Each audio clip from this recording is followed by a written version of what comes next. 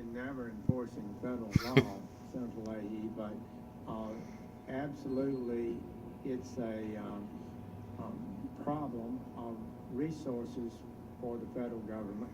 The Department of Justice under Lynch and Holder set forth some policies that they thought were appropriate to define what cases should be prosecuted in states that have legalized, at least in some fashion, some parts of Do you agree with those guidelines?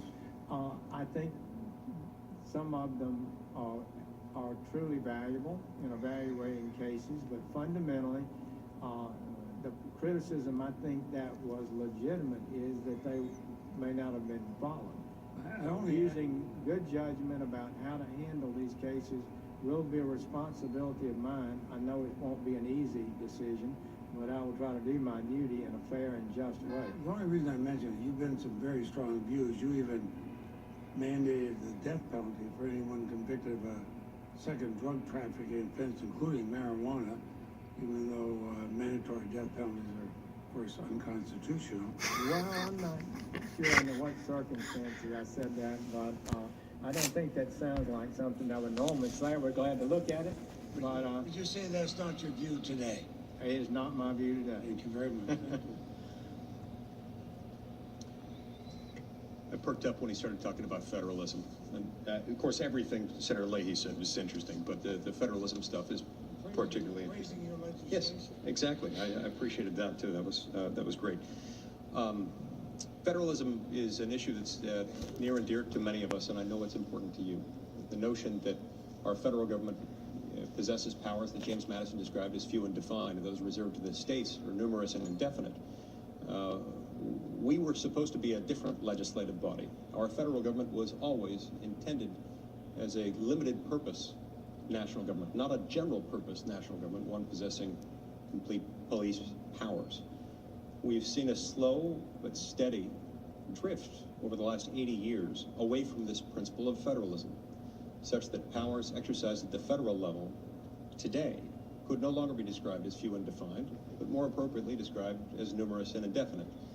And in light of the supremacy clause in the Constitution, any powers we do exercise through the federal government are by definition replaced from the states. In other words, when our action conflicts with state action, it's our action that prevails in light of the supremacy clause. It's one of the reasons why federalism needs to be looked out for so carefully. One of the reasons why a view that I think you and I both share is that U.S. government officials in all three branches of government, whether they wear a black robe or not, are expected when they swear an oath to uphold the Constitution to look out for basic structural protections in the Constitution like federalism, so that we don't have an excessive accumulation of power in the hands of the few. So the Founding Fathers set up this system in which we have these structural protections. We have the vertical protection we call federalism, which we've just described, and the horizontal protection we call separation of powers, that says within the federal government, in order to protect us against the risks associated with the excessive accumulation of power in the hands of the few, we're going to have one branch that makes the laws, another branch that enforces the laws, and a third branch that interprets the laws. As long as we keep each branch within the same lane, the people are protected from what happens when one person or a group of people gets too powerful. But over the last 80 years, just as we've seen a deterioration of federalism, we've also seen a deterioration of separation of powers. You have an interesting set of circumstances with our laws, our controlled substances laws concerning marijuana, in that for the first time in a very long time, you've seen some attention paid to federalism, but in the limited area associated with marijuana. In other words, there are federal laws prohibiting the use of marijuana, the sale of marijuana, the production of marijuana, that apply regardless of whether a state has independently criminalized that drug, as every state until recently had. Then you had some states coming along and decriminalizing it, sometimes in the medical context, other times in a broader context. The response by the Department of Justice, during the Obama administration has been interesting, and it's been different than it has in other areas. They've been slow to recognize principles of federalism elsewhere. They chose to recognize it here. My question to you is, did the way they respond to that federalism concern run afoul of separation of powers? Did what they did the department's approach to this issue that they identified as a federalism issue contravene the understanding that we are the lawmaking body, the executive branch is the law enforcing body? Well, I'm not sure I fully understand the point of your question, but you're talking about separation of powers within the federal government, the Yes. three branches of federal government. Yes.